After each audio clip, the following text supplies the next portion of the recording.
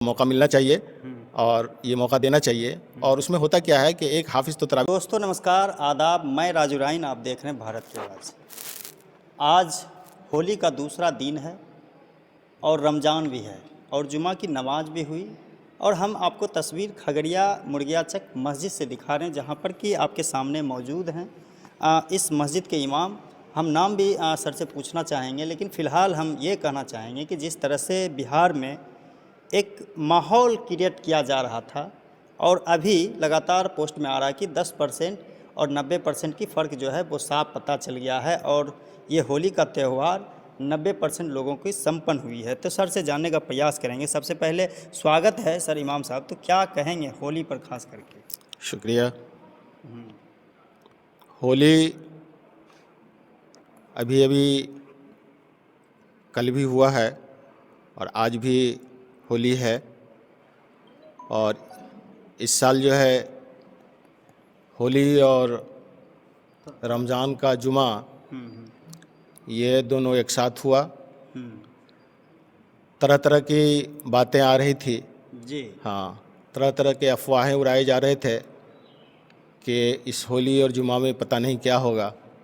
लेकिन यहाँ के जो अवाम हैं, बाशऊर हैं, ज़िम्मेदार लोग हैं, तो बहुत इत्मीनान से और बहुत सुकून के साथ लोग जुमा की नमाज़ भी अदा किए हैं और लोगों ने होली भी मनाई है। किसी तरह के आपस में यहाँ पर कोई मामला किसी तरह का नहीं हुआ।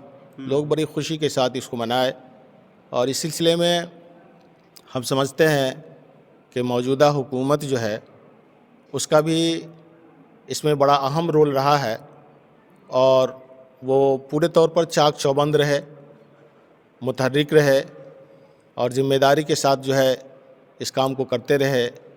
पुलिसें भी आई और हर तरफ से जो है सुकून का माहौल बनाए रखे। उनका बहुत ज़्यादा इसमें ताउन रहा तो है। मौजूदा हुकूमत, थोड़ा सा नाम जाहिर। जी जी। हाँ। अब मौजूदा हुकूमत का मतलब ये है कि इस वक्त जो हमारे नीतीश कुमार जो मुख्यमंत्री हैं, चूँकि हमेशा से वो एक चीज़ बहुत अच्छी करते हैं हम लोगों के समझ के हिसाब से कि वो गृह मंत्रालय अपने पास रखते हैं। गृह मंत्री। हाँ, तो वो मंत्रालय चूँकि उनके पास होता है और वो इसमें पूरे तौर पर टाइट रहते हैं। इसी तरह से किसी का कुछ इसमें चल बन नहीं सकता है और वो पूरे तौर पर ठीक ठाक रहता है। स्थानीय हिंदू भाइयों का क्या रिस्पॉन्स रहा है? नहीं नहीं, अल्हम्दुलिल्लाह यहाँ पर जो पड़ोस के जितने भी मुसलमान हैं, हिंदू हैं, तो उन लोगों का भी रवैया बहुत अच्छा रहा। ये लोग भाईचारा जो है सो बनाए रखते हैं और यहाँ पर जो भी हिंदू भाई हैं उनका भी बड़ा व्यवहार बहुत अच्छा रहता है। किसी तरह की कोई बात नहीं रहती है। सब लोग खुशी खुशी एक दूसरे के पर्व त्यौहार में शामिल रहते हैं। जी। तो एक ये ऐसा क्यों मैसेज दिया जाता है न्यूज़ के माध्यम से कि मुसलमान हमसे नफ़रत करते हैं, रंगों से नफ़रत करते हैं?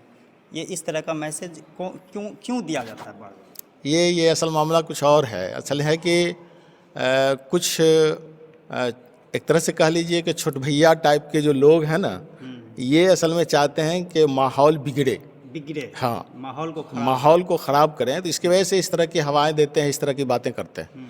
वरना इस तरह की कोई बातें नहीं है और ये सब ठीक है। लेकिन इससे पहले भी तो होली और जुमा एक साथ हुई है, लेकिन इस तरह का वातावरण।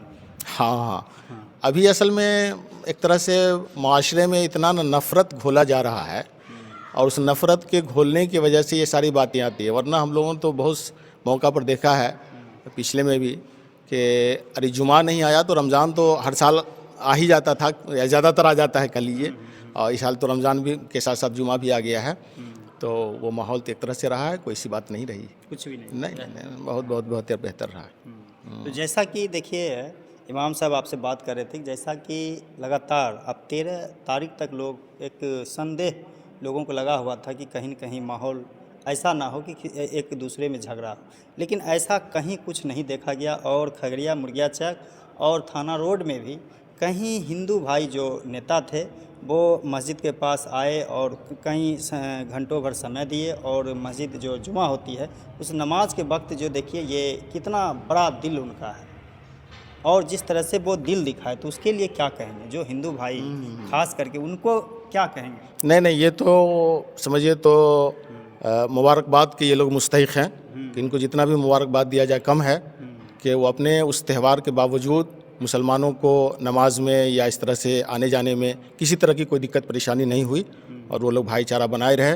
तो ये यहाँ के जो हमारे हिंदू भाई हैं तो वो बहुत ज़्यादा मुबारकबाद के मुस्तहिक़। चलिए, तो सर एक अंतिम सवाल है, जो लोग जो मुस्लिम में एक स्थानीय तरावी में लेकर एक मुद्दा उठता रहता है कि जो हाफिज़ कुरान नया लड़का हुआ है तो उसको तरावी में मौका नहीं मिलता है, तो इस पर आप क्या कहेंगे? नहीं, ये बात तो है, लेकिन ये बहुत ज़रूरी है कि जो नए बच्चे इस वक्त हाफिज़ होकर आते हैं तो उनकी हिम्मत अफजाई के लिए और उनको समझिए तो मौका मिलना चाहिए और ये मौका देना चाहिए। और उसमें होता क्या है कि एक हाफिज़ तो तरावी सुनाते हैं और पीछे अगर चाहें तो 2-4 हाफिज़ रह करके उस कुरान को सुन सकते हैं। तो नए लोगों को पढ़वाया जाए, पुराने लोग पीछे रह करके सुने तो दोनों का काम हो जाता है और उसके साथ साथ ये है कि उसकी हिम्मत अफजाई हो जाती है, उसको हौसला बढ़ता है। जी, चलिए, देखिए एक सांप्रदायिक जो ताकतें हैं उनके मुंह पर सीधा तमाचा है। कहीं किसी तरह का दिक्कत खगड़िया में 1% भी नहीं देखा गया। एक साथी और हैं, हम इनसे पूछना चाहेंगे, क्या नाम है आपका? मेरा नाम मोहम्मद फिरोज हुआ। मोहम्मद फिरोज जी, क्या कहेंगे होली पर जिस तरह से एक माहौल क्रिएट किया जा रहा है, बनाया जा रहा है, तो उस पर आप क्या कहें? ऐसा कोई बात नहीं था, यहाँ पे झूठ मूठ का अफवाह फैलाया जा रहा था कि होली और आपका जुमा रमज़ान की जुमा है, उसका अफवाह फैलाया जा रहा था। और कुछ यहाँ हम लोग रमज़ान के बाद अफ्तारी किए हैं, उसके बाद गए होली खेलने, अबीर भाई लोग के साथ खेले। अभी होली? हाँ, तो अबीर भी खेले हम लोग शाम को। मेरा दोस्त लोग बहुत है यहाँ पर। अब तो मुसलमान है फिर भी ये ऐसा मुसलमान का कोई लिखा हुआ कि मुसलमान होली नहीं खेलेगा क्या? चलिए, तो आप देखते रहिए, जैसा कि फिरोज भाई बताए कि हम इफ्तारी के बाद अपना दोस्तों के साथ होली खेले।